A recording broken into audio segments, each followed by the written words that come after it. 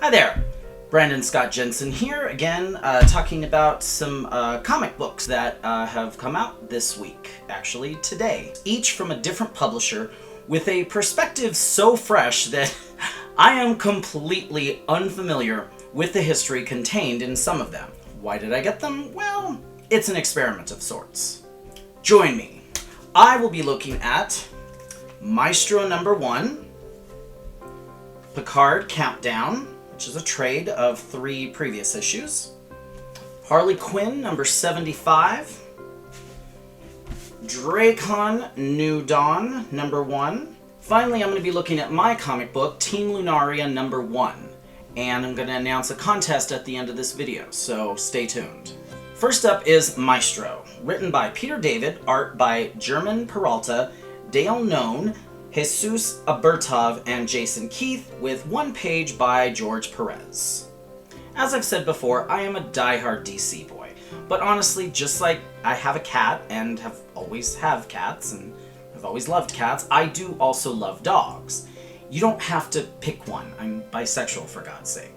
So I wanted to check out this Marvel book that's supposed to be pretty hot.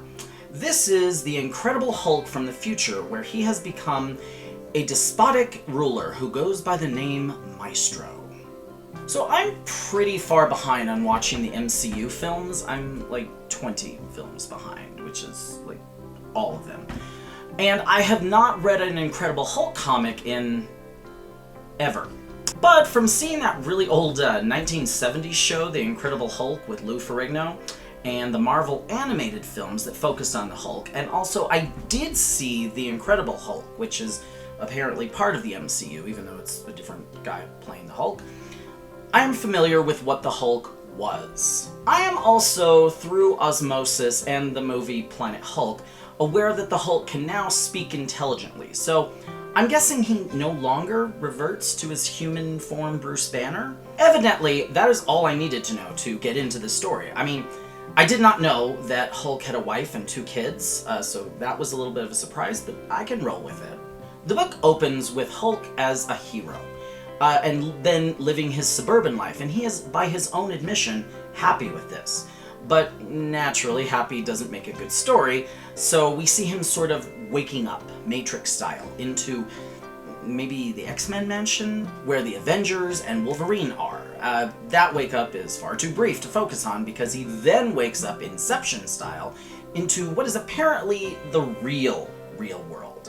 And he is much older. He's got a beard and everything, and we find that MODOK is there to explain that he and others have been kept for years after a huge travesty has befallen Earth. Hulk apparently woke up because the matrix he was being held in, keeping him happy, has malfunctioned. Now Hulk, who definitely calls himself Hulk, not sure where Maestro is coming from just yet, but he wants to go out into the world and make his own way. The thing is, this is a really good #1. There is a decent chance that I may keep reading, at least for a couple issues, to see if it holds my interest. I really respect that you don't have to be intimately familiar with the material to get into this book, so I'll keep you posted. Surprisingly recommended. Next up, we have Picard Countdown by Kirsten, Beyer, and Mike Johnson, with art by Angel Hernandez and colors by Joanna Lafuente. This one, I am familiar with the source material. I've seen all of Star Trek The Next Generation, I watched Picard, my boyfriend is a huge Trekkie, he prefers Voyager, as most Trekkies that I know do, but I am all about The Next Generation. So even though I miss these issues as singles, this trade is just out today, and it is so good. The art especially, the artist cut no corners. I would swear that they took stills of the actors for each panel, and he just sort of traced that. Maybe the artist studied other photographs? I don't know. But you always know that you're looking at Picard and Raffi. Their likenesses are dead on. The writing is also top-notch, but it should be. Kirsten Beyer is the co-creator of the Picard series, and this book is most definitely canon to the show. If you know the show, you know that Picard has 2 Romulans helping him with his vineyard. We never really learn about their history in the show. While watching, I asked my boyfriend if these characters were referenced in any previous media, and he was unfamiliar with them. But this book tells us all about their history. Now, it's definitely a Picard book. In fact, as a trade, it's very much a 3-act structured lost episode of the series. We get to see where the Picard and Raffi camaraderie comes from. They really are great together. Raffi is so damn smart, and Picard is, well, he's classic Picard. He wants to be diplomatic, but is not afraid to kick some ass. I am biased because I was one of the people that absolutely loved the Picard series, but I really recommend this book. However, only if you're familiar with the series. I feel like it might be a good standalone book if you only like the original series and movies, but it's hard to say. It's less a bridge between Nemesis and Picard, and more a prequel to Picard.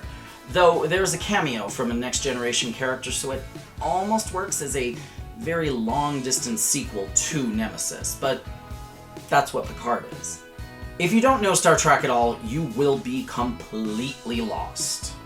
Next up, we have Harley Quinn number 75, written by Sam Humphries, and art by Sami Basri, Nicola Scott, Emanuela Luppachino, Ray McCarthy, Ramon Villalobos, Ngozi, Ukazu, and Joe Quinones. Color by Hi-Fi, Annette Kwok, and Tamra Bonvillain, with a side story, After the Laughter, by the same writer. Art by Riley Rossmo, and colors by Ivan Plascencia.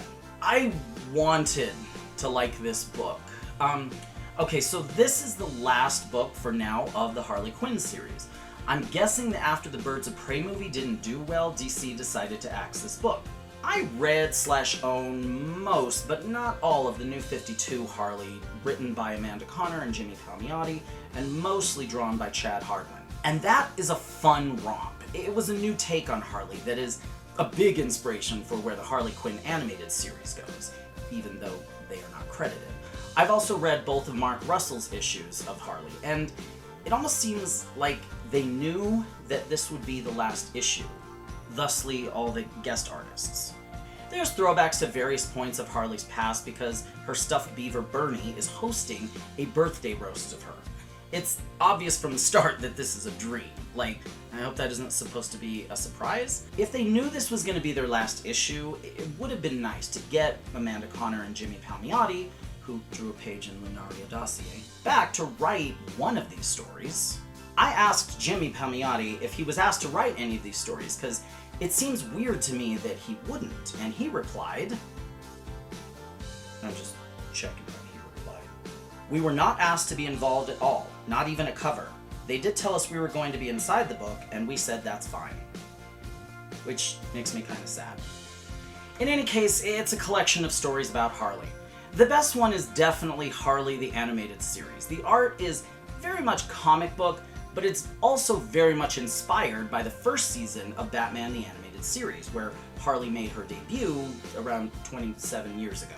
There's even a cameo by reporter Summer Gleason. But here's the thing, like I said, I am really behind on reading the series overall. But it still feels like an ending. Not necessarily a satisfying ending, but an ending.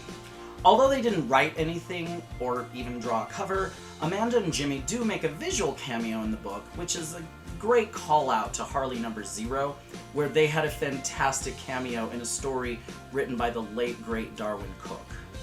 But I do feel like, just like the Hulk, where you thank God didn't have to be intimately familiar with all aspects of the Hulk, you can pick up this Harley book whether or not you have been reading it.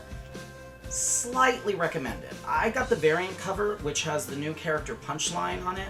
She's kinda not a replacement for Harley, and she makes a very brief cameo in the backup story. Now we get to Power Rangers Drakkon New Dawn. Written by Anthony Burch and art by Simone Ragazzoni, colors by Raul Anguilla. That I get through no problem. Oh, because it's Anguilla. Knew that I had to fuck up something. Colors by Raul Angulo. Okay, so why did I buy this? I have literally never seen a single episode of the Power Rangers, any of the series. I've never seen any of the movies. I wasn't even familiar that it was a comic book. Although, someone I know has told me that the series is apparently brilliant. But this book? Whoosh! To be fair, like I said, I was familiar with Star Trek, so I thoroughly enjoyed that book. And while I do wish that it was self-contained and fan service, that's pretty difficult, possibly impossible. The Picard book failed that, and this book also fails that. The first words are, Drakkon is dead. So my first words are, who the hell is Drakkon? And if he's dead, why is this called Drakkon New Dawn? But you know, it's fine. I'm not going to judge it by its first words.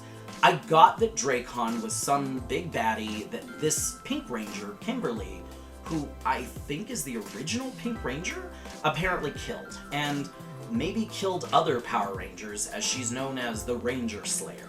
This apparently is a recent event, and she's getting used to being the queen of, I guess, a planet? So she decides to free all of Drakkon's prisoners in an effort to show that she is not Drakkon. Among the prisoners is a guy who kind of looks like he was another ranger? Drakkon kept this guy in a special prison. That's all I got. There's a woman named Scorpina, who is a badass, and a group called the Coinless. I have no idea what's going on in this book. There also appears to be some former Rangers in Kimberly's friend group here. I assume former because they talk about missing their Ranger suits. This book is like 90% exposition, none of which I understand, and 10% action. I'm not even sure who it's for.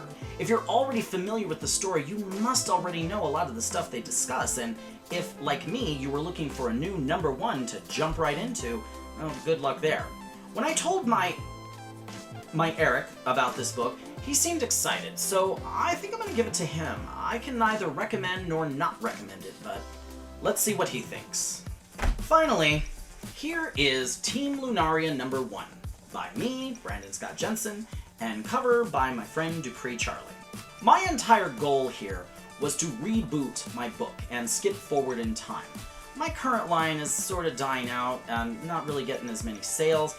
In fact, after issue 13, I am ending that storyline, but I will be finishing it in a graphic novel. This book I am far more excited about, so I wanted to skip right to it. That said, I also wanted it to stand on its own. That does require exposition, so I handled that through Lunaria writing a book. We learned that 5 years have passed since the last time she was Lunaria, and it's been 7 or 8 years since the events of the last book. Lunaria is now pursuing a degree in psychology and interning as a therapist with Dr. Patty Levon. Now she is called to become Lunaria again by a group of friends who are also superheroes in a new world where the regular superhero team, the Deity Clan, is dying out. I personally believe that this book does stand on its own as a new number 1 while continuing the world building of the original line, but I'm obviously pretty biased, so honestly, I'd like to know what you think. So I'm gonna try an experiment that honestly is likely to fail miserably, but let's see. I currently have 171 subscribers. If I get to 200 subscribers before August 31st, I will take the names of anyone who comments on this video and choose one person randomly to send you a free copy of this book. How does that sound? Help me out, spread the word, possibly win a free book. I will also put your name in the contest if you join my Patreon, link below, which means that Craig Butler is already in the running if I get 200 subs by August 31st, 2020. Again, all you gotta do to enter is comment below and help spread the word if you want to help me get to the 200 mark. Thank you for watching. Also want to thank my 171 subscribers. I will have another video like this next week. Comment below, let me know what you're thinking. Bye.